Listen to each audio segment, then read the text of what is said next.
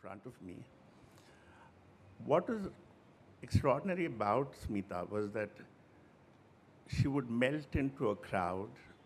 You wouldn't be able to tell her from anybody else. But as soon as she came in front of the camera, she just blossomed. It was quite extraordinary, this blossoming of Smita in front of the camera. Because I remember when I first met her, she was about 19 years of age. She had just made a film with Arun Khopkar, a student film at the FTII. And I saw her and I was struck by the fact that here was someone that had this kind of compelling presence on the screen. And I wanted to meet her. My sound recordist at the time, Hitendra Ghosh, he knew her. He said, of course, definitely you can meet her. She just lives behind your office, actually.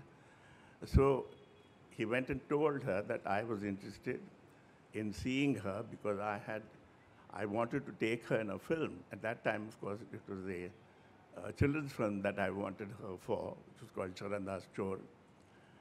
And she really didn't want to be in films at all.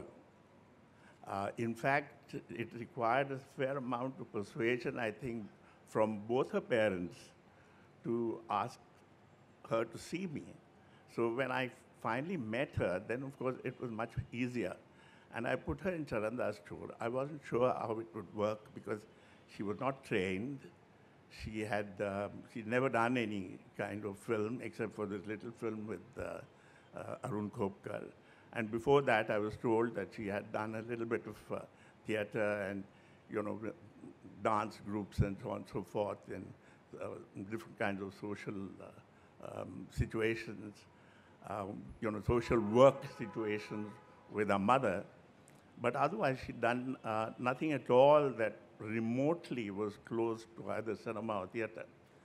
And here she was, when she came and I saw her, the first thing that struck me about her was that she was so grounded as a person. When you met her, you could immediately see that she was extremely grounded.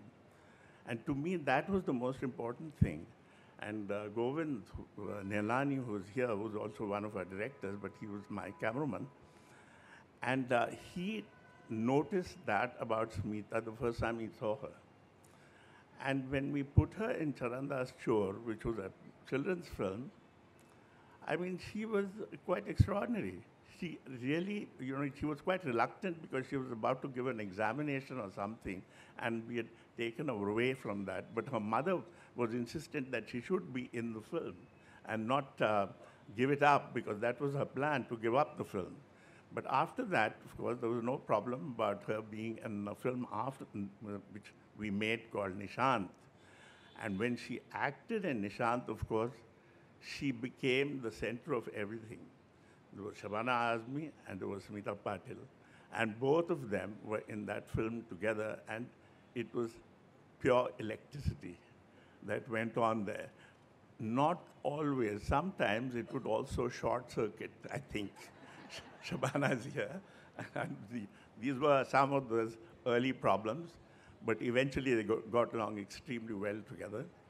And she gave a very good performance in Nishant. Just as